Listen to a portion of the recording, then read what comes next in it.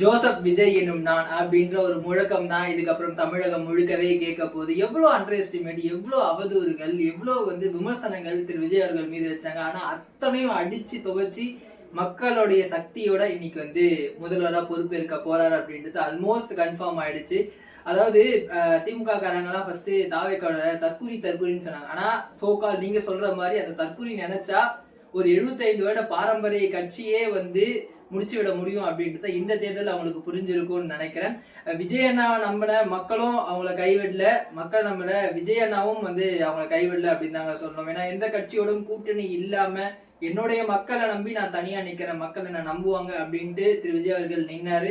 திரு விஜய் அவர்கள் என்ன நம்பி வந்திருக்காரு, அவர் ஒரு மாற்றத்தை கொடுப்பாரு அப்படின்னு மக்கள் நம்பினாங்க. அந்த 2 நம்பிக்கையுமே இன்னைக்கு உண்மையா இருக்கு. தாவேக்கா ஆல்மோஸ்ட் ஆட்சி அமைக்கக்கூடிய அந்த ஒரு பொசிஷனுக்கு வந்துட்டாங்க. பட் எனக்கு ரொம்ப ஆச்சரியமான விஷயம் என்ன அப்படின்னா, டிஎம்கே 3rd பிளேஸ்ல இருக்குங்க. கொளத்தூர்ல முன்னாள் முதல்வர் ஸ்டாலின் அவர்கள் பின்னணியில இருக்காரு அப்படின்றது தான் ரொம்ப ரொம்ப ஆச்சரியமா இருக்கு. ஏன்னா திமுக தோக்கும் அப்படின்றது ஆஸ் எக்ஸ்பெக்டட் தான். பட் ஆனா முன்னாள் முதல்வர் ஸ்டாலின் அவர்களே தோப்பாரு அப்படின்னு கண்டிப்பா எதிர்பார்க்கலாம். அந்த அளவுக்கு மக்கள் இந்த திமுக அரசின் மீது எவ்வளவு கோபத்துல இருந்தாங்க அப்படின்றது நம்மளால புரிஞ்சுக்க முடியுது.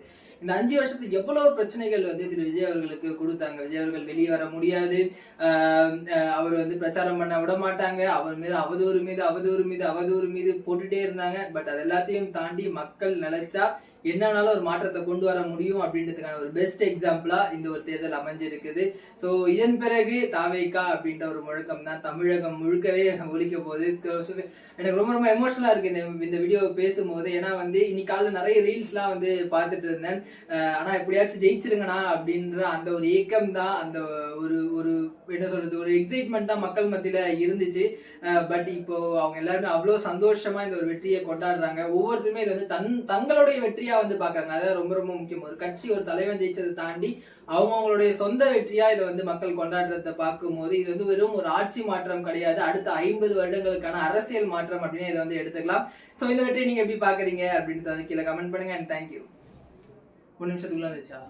2 நிமிஷம் வந்திருக்கு. ஆனா ரெக்கார்ட் ஆகுது. அது ரெக்கார்ட் ஆகிக்குமா? எது பிளாக் கலர்ல காமிக்குது? நானே ஒரு ஃப்ளோல இப்பதான் படிச்சேன். ரெக்கார்டு ஆஃப் பண்ணுங்க.